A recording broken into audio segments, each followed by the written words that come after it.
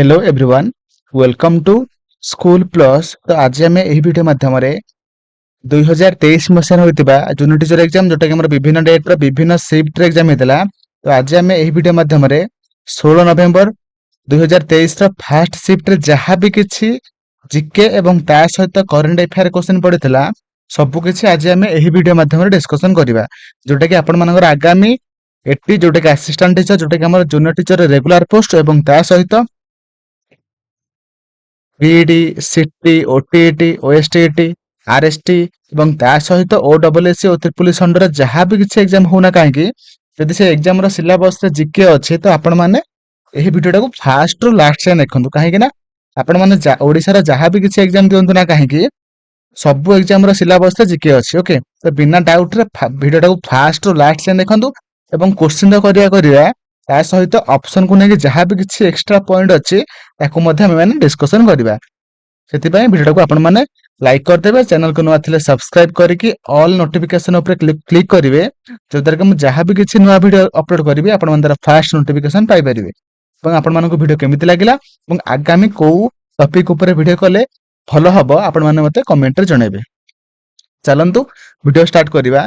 हमर प्रथम क्वेश्चन आपण मैंने देखि पारथुबे कहिछि identify the freedom fighter he is widely regarded as a hero of the jungle or Manyam Viridu by the local people for his bravery and sacrifice है आम मैंने चार्टांग ऑप्शन मध्यरु काहाकू आम मैंने कहिथांती हीरो ऑफ जंगल है आम मैंने ऑप्शन अछि खारिया आलूरी सीताराम राजू टिल्का माझी बिरसा मुंडा। देखंतु हमर गोटे फिल्म नथिला आरआरआर सेतरे हमर कोन थिला ना हमर गोटे काहा ऊपर एटा तयारी हेतिला ना हमर आलूरी सीताराम राजू है।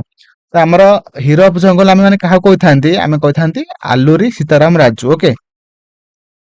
आलूरी सीताराम राजू से आमर आपण मान गोटे एक्स्ट्रा पॉइंट कहि दउची कि आमर आलूरी सीताराम राजू को रिबेलियन सहित माने संपृक्त थिले को रिबेलियन सहित ना आमर रंपा रिबेलियन हला रंपा रिबेलियन ओके। तापर आसला खारिया खारिया जोटा कि आमर गोटे कोन ना हमर को स्टेट रो नाम रहउची तेलंगाना सॉरी झारखंड हला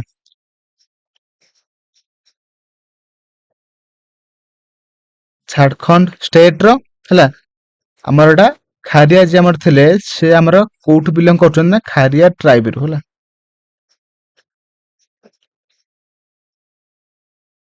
ओके। टिल्का माझी जे कि हमर पहाड़िया ट्राइब सहित से संपृक्त हला बुझेला। तापर आसले किए हमर बिरसा मुंडा को आम आउ कौन कही मैं कही कौन धरित्री आब्बा हला धरित्री आब्बा हला बुझिपाइले। तो यही क्वेश्चन को लेके जहाँ भी किसी एक्स्ट्रा पॉइंट थिला मैं आपण मान पाखरे कहिदेली आपण मान ताको नोट करिवे परवर्ती टाइम रे ताको आपण माने रिवीजन करिवे ओके। तो परवर्ती क्वेश्चन कहिछि the 17th century witnessed the establishment of English trade in Odisha first factory in Hariharpur was established in माने इंग्रेज मान जो हमर आस्थिले 1700 मसिया रे हमर ओडिसा रे फर्स्ट हरिहरपुर रे गोटे से कंपनी बा फैक्ट्री गोटे खोली दिले सेटा हमर केते मसिया रे से खोली थिले सेटा आपण मानक से क्वेश्चन पचार छला। तो ऑप्शन अछि 1933 1722 1833 ना 1633। तो सठिक आंसर कोन हबो देखो हमर सठिक आंसर है हमर कोन ना 1633 हला जोटा हमर से केपे करथिले ना कोठी करथिले ना बालेश्वर डिस्ट्रिक्ट रे हला बालेश्वर डिस्ट्रिक्ट रे से करथिले हला। तो परवर्ती क्वेश्चन को जिबा परवर्ती क्वेश्चन कहिछि पक्षी मानकर लालन पालन डैश भाबे जनाशुना अटे हला हम मान जो पक्षी मानक लालन पालन करथांती ताको हम कोन कहिथांती ऑप्शन अछि एपिकल्चर हॉर्टिकल्चर एभिकल्चर ना विनिकल्चर। देखंतु सठिक आंसर है जिवो कोन हमर है जिवो एभिकल्चर हला एभिकल्चर आमे जदी माने पक्षी मानक जदी लालन पालन करथांती चाष करथांती ता कल्टीवेटिंग करथांती ताको हम कहिथांती एभिकल्चर हला। तापर आसिला कोन विनिकल्चर विनिकल्चर हम कोन कहथांती विनिकल्चर हम कोन कहथि ना कल्टीवेशन କଲ୍ଟିଭେସନ ଅଫ୍ ଗ୍ରେପ୍ସ। ବୁଝିଗଲା। ତାପରେ ଆସିଲା ଆपिକଲଚର। ଆपिକଲଚର ଆମେ କଣ କହିବା ନା science and practices of maintaining honey. ହେଲା, ହନି ଚାଷ କଲେ ହେଲା ଆମେ ତାକୁ କହିଥାନ୍ତେ ଆपिକଲଚର। ହେଲା, ଆଉ ହର୍ଟିକଲଚର କଣ ଆମେ ମାନେ ଭେଜିଟେବୁଲ ଫ୍ଲାୱାର ହେଲା କୁ ଚାଷ କଲେ ତାକୁ ଆମେ କହିଥାନ୍ତି କଣ ହର୍ଟିକଲଚର। ବୁଝିପାରିଲେ। ତ ପରବର୍ତ୍ତୀ ଆମେ କ୍ୱେଶ୍ଚନ କୁ ଯିବା। ପରବର୍ତ୍ତୀ କ୍ୱେଶ୍ଚନ କୁ ଯିବା। ଏଟା ଗୋଟେ କରେଣ୍ଟ ଆଫେୟାର କ୍ୱେଶ୍ଚନ। ତ ଆପଣ ମାନଙ୍କର ଯେବେ ବି ଏକ୍ଜାମ ହବ ସେଇ ଏକ୍ଜାମ ଡେଟ ର 6 ମାସ ପୂର୍ବରୁ ଆପଣ ମାନେ ଯାହା ବି କିଛି କରେଣ୍ଟ ଆଫେୟାର କ୍ୱେଶ୍ଚନ ଥିବ ତାକୁ ଆପଣ ମାନେ ପ୍ରାକ୍ଟିସ କରିବେ। ହେଲା, ଏଇଟା ଟିକେ ମୁଁ କହିଦଉଛି, ଖାଲି ପଢିକି କହିଦଉଛି। କହିଛି କି ଏଠି 2015ରେ ସମସ୍ତ ୟୁନାଇଟେଡ ନେସନ ସଦସ୍ୟ ରାଷ୍ଟ୍ର ମାନଙ୍କ ଦ୍ୱାରା ଅବାରିତ ବିକାଶ ବା ସଷ୍ଟେନେବୁଲ ଡେଭଲପମେଣ୍ଟ ପାଇଁ 2030 ଏଜେଣ୍ଡା ଗ୍ରହଣ କରାଯାଇଥିଲା, ଯେଉଁଥିରେ ଡ୍ୟାଶଟି ଲକ୍ଷ୍ୟ ମାଧ୍ୟମରେ ଲୋକମାନଙ୍କର ଶାନ୍ତି ସମୃଦ୍ଧି ପାଇଁ ଏକ ବ୍ଲୁ ପ୍ରିଣ୍ଟ ପ୍ରଦାନ କରାଯାଇଅଛି। ହେଲା, ନା କେତେଟା ଆମର ଗୋଲ ଥିଲା? କେତେଟା ଥିଲା ନା ଆମର ଅପସନ ଡି ହେଇଯିବ ସଠିକ ଆନ୍ସର, ଯୋଉଟା କି ଆମର 17। ହେଲା, ତ ପରବର୍ତ୍ତୀ ଆମେ କ୍ୱେଶ୍ଚନ କୁ ଯିବା। ତ ପରବର୍ତ୍ତୀ କ୍ୱେଶ୍ଚନ କହିଛି ଡ୍ୟାଶ serve both as the respiratory of genetics information and as the cells control center। ହେଲା, ସେ କହିଛି କି ଆମର ସେଲ ର ହେଲା କିଏ ସବୁ ଜେନେଟିକ ଇନଫରମେସନ କୁ ସବୁ କଣ କରେ ନା ଷ୍ଟୋର କରି ରଖେ। କୋଉଠି ଥାଏ? Nucleus, lipid, Golgi, ribosome. ଯୋଉଟା କି ଦେଖନ୍ତୁ ସଠିକ ଆନ୍ସର ହେଇଯିବ ଆମର ନ୍ୟୁକ୍ଲିୟସ। ହେଲା, ନ୍ୟୁକ୍ଲିୟସ ଆମର ଡିଏନଏ ସବୁ ଷ୍ଟୋର ହେଇକି ରହିଥାଏ, ମାନେ ସେଠି ସବୁ ରହିଥାଏ। ଆଉ ହେଲା କଣ ମାନେ ଏଠି କଣ୍ଟ୍ରୋଲ ସେଣ୍ଟର, ଏଟା ଆକୁ ମଧ୍ୟ ଆମେ କଣ ଆଉ କଣ କହିଥାନ୍ତି ନା କଣ୍ଟ୍ରୋଲ ସେଣ୍ଟର ମଧ୍ୟ ଆମେ ତାକୁ କହିଥାନ୍ତି। ହେଲା, ଯୋଉଟା କି ସେ ସବୁ ସେଲ ଆକ୍ଟିଭିଟି ଗୁଡିକୁ ସେ ସବୁ ରେଗୁଲେଟ କରେ। ହେଲା, ନ୍ୟୁକ୍ଲିୟସ। ତ ସେଇପରି ଭାବରେ ଲିପିଡ ହଉଛି ଗୋଟେ କଣ ନା ଗୋଟେ ଫ୍ୟାଟ। ଆଉ ଗଲ୍ଗି ଯୋଉଟା କି ଗଲ୍ଗି ଆପାରାଟସ, ଯୋଉକି ଆମର କଣ କରେ ନା ଆମର ହଉଛି ମୋଡିଫାଏ କରେ କାହାକୁ ନା ଆମର ପ୍ରୋଟିନ କୁ। ହେଲା, ଆଉ ରାଇବୋଜମ କଣ କରେ ନା ଆମର ପ୍ରୋଟିନ କୁ ସିନ୍ଥେସିସ୍ କରେ। ପ୍ରୋଟିନ କୁ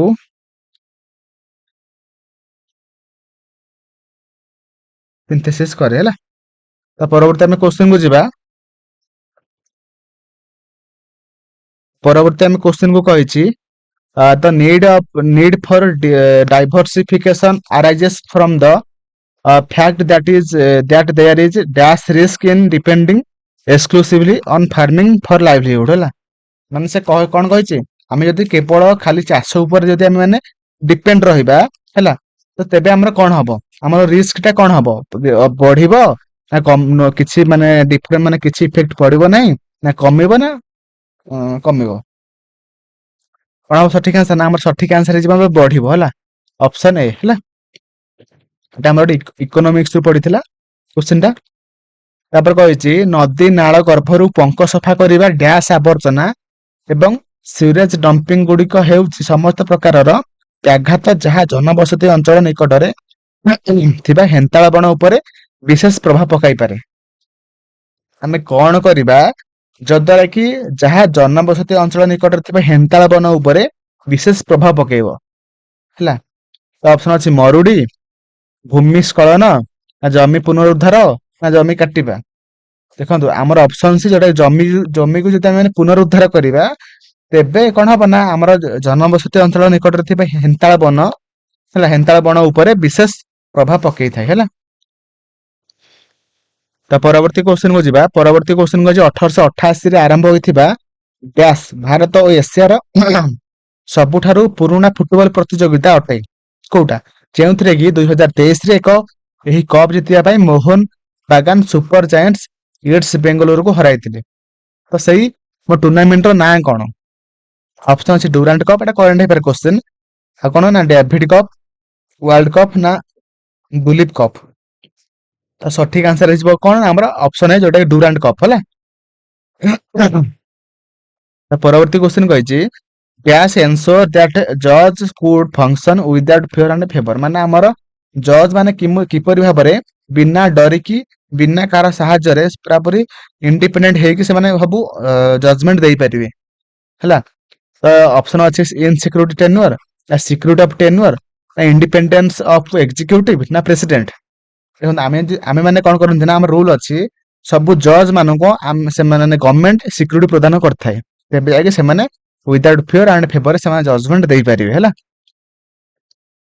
ତ ପରବର୍ତ୍ତୀ ଆମେ କ୍ୱେଶ୍ଚନ ଅଛି କଣ କହିଛି, କରେଣ୍ଟ ଆଫେୟାର କ୍ୱେଶ୍ଚନ ଓଡିଶାରୁ ପଢିଛି। Odisha cabinet approved dash scheme July 2023 under which measures will be taken to augment rural infrastructure leading to accelerated growth as well as to promote, preserve and protect the Jagannath culture and tradition of state ହେଲା। କୋଉ scheme under ରେ ଆମର କଣ ହେଇଥିଲା, Jagannath temple ସବୁ culture ଏବଂ tradition ଯାହା ବି କିଛି ଅଛି ତାକୁ ପ୍ରୋଟେକ୍ଟ, ପ୍ରିଜର୍ଭ ଆଣ୍ଡ ପ୍ରମୋଟ କରାଯାଇଥିଲା, କୋଉ ସ୍କିମ୍ ଅଣ୍ଡର ରେ? ଅପସନ ଅଛି ନବୀନ ଓଡିଶା, ଆମ ଓଡିଶା, ନା ଆମ ଓଡିଶା ନବୀନ ଓଡିଶା, ନା ଆମର ଆମ ଓଡିଶା ସୁନା ଓଡିଶା। ତ ସଠିକ ଆନ୍ସର ହେଇଯିବ ଆମର କଣ, ନା ଅପସନ ସି, ଯୋଉଟା ଆମ ଓଡିଶା ନବୀନ ଓଡିଶା ସ୍କିମ୍ ଅଣ୍ଡର ରେ ହେଲା। ତ ଏଇଟା ଥିଲା ଆମର GK and current affair question. ତ ଏବେ ଆମେ ଯିବା କଣ୍ଟେଣ୍ଟ ର ଜିକେ କ୍ୱେଶ୍ଚନ କୁ ହେଲା। ତ ପରବର୍ତ୍ତୀ କ୍ୱେଶ୍ଚନ କହିଛି, which of the following is not a heat transfer method of matters ହେଲା। ତ ଆମର ଚାରିଟାଙ୍କ ଅପସନ ମଧ୍ୟରୁ କାହା ମାଧ୍ୟମରେ ଆମର ହିଟ୍ ଟ୍ରାନ୍ସଫର ହୋଇନଥାଏ? ତ ଅପସନ ଅଛି କନଭେନସନ, କଣ୍ଡକ୍ସନ, ରେଡିଏସନ ନା ଭାଇବ୍ରେସନ। ଦେଖନ୍ତୁ ଆମର କନଭେନସନ, କଣ୍ଡକ୍ସନ, ରେଡିଏସନ ଏଟା ଗୋଟେ ପ୍ରୋସେସ ଯୋଉଥିରେ ଆମର ହିଟ୍ ଟ୍ରାନ୍ସଫର ହୋଇଥାଏ ହେଲା, କିନ୍ତୁ ଭାଇବ୍ରେସନ ମାଧ୍ୟମରେ ଆମର ହିଟ୍ ଟ୍ରାନ୍ସଫର ହୋଇନଥାଏ ହେଲା। ଦେଖନ୍ତୁ ଆମର ଯଦି ତରଳ ପଦାର୍ଥ ମାଧ୍ୟମରେ ଆମର ଯୋଉ ହିଟ୍ ଟ୍ରାନ୍ସଫର ହୋଇଥାଏ ତାକୁ ଆମେ କହିଥାନ୍ତି କନଭେନସନ ହେଲା। ତାପରେ ଆସିଲା କଣ୍ଡକ୍ସନ, ଯଦି ଆମେ ମାନେ ଆମର ଯୋଉ ସବୁ କଠିନ ପଦାର୍ଥ ମାଧ୍ୟମରେ ଯାହା ବି କିଛି ହିଟ୍ ଟ୍ରାନ୍ସଫର ହୋଇଥାଏ ତାକୁ ଆମେ କହିଥାନ୍ତି କଣ, ଆମେ କହିଥାନ୍ତି କଣ୍ଡକ୍ସନ। ଓକେ, ଆଉ ରେଡିଏସନ ମାନେ କଣ, ରେଡିଏସନ ଟା ହଉଛି ଆମର କଣ, ଆମର ହିଟ୍ ଟ୍ରାନ୍ସଫର ଥ୍ରୋ ଇଲେକ୍ଟ୍ରୋମାଗ୍ନେଟିକ ୱେଭ। ଆମର ଯଦି ଇଲେକ୍ଟ୍ରୋମାଗ୍ନେଟିକ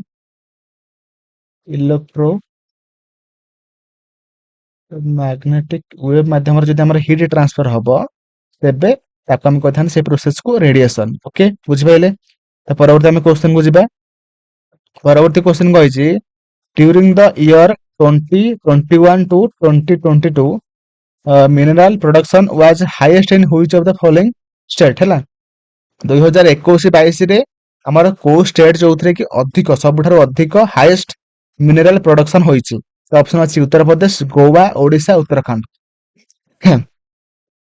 ଯୋଉଟା କି ସଠିକ ଆନ୍ସର ହେଇଯିବ କଣ, ଆମର ଅପସନ ସି, ଯୋଉଟା କି ଓଡିଶା। ଓକେ, ଯୋଉଟା ଆମ ଓଡିଶା ହେଲା। ତ ପରବର୍ତ୍ତୀ କ୍ୱେଶ୍ଚନ କହିଛି, ସ୍ମୋକ ଇଜ ମେଡ୍ ଅଫ୍ ମାନେ ସ୍ମୋକ କାହାକୁ କାହାକୁ ନେଇକି ଗଠିତ?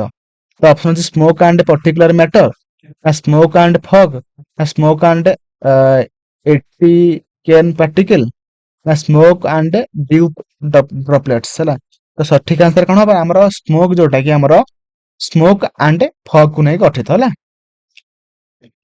ତ ପରବର୍ତ୍ତୀ କ୍ୱେଶ୍ଚନ କହିଛି, which of the following is not a river that flow through Odisha? ଚାରିଟା ଅପସନ ମଧ୍ୟରୁ କୋଉ ନଦୀଟା ଯୋଉଟା କି ଆମର ଓଡିଶା ଭିତରେ ଦେଇକି ପ୍ରବାହିତ ହୋଇନାହିଁ ହେଲା। ତ ଅପସନ ଅଛି ବ୍ରାହ୍ମଣୀ, ସାଳନ୍ଦୀ, ମହାନଦୀ, ଝେଲମ। ତ ସଠିକ ଆନ୍ସର ହେଇଯିବ କଣ, ଆମର ଝେଲମ, ଯୋଉଟା କି ଆମର କୋଉଠି ମାନେ ବୋହିଛି, କୋଉଠି ଆମର ହଉଛି ଜାମ୍ମୁ କାଶ୍ମୀର।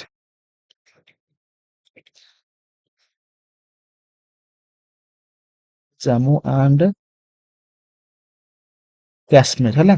ଆମର ବ୍ରାହ୍ମଣୀ ହେଲା, ସାଳନ୍ଦୀ ହେଲା, ମହାନଦୀ ହେଲା, ଏଟା ଆମର ସବୁ ଓଡିଶାର ନଦୀ ଅଟେ ହେଲା। ବ୍ରାହ୍ମଣୀ ଯୋଉଟା କୋଉଠୁ ଷ୍ଟାର୍ଟ ହେଉଛି, ନା ଆମର ହଉଛି ଓଡିଶାରୁ ଷ୍ଟାର୍ଟ ହେଇଛି, ନା ଝାଡଖଣ୍ଡ ରୁ ଆସିକି ଆମର ବେ ଅଫ ବେଙ୍ଗଲ ରେ କଣ ହେଇଛି,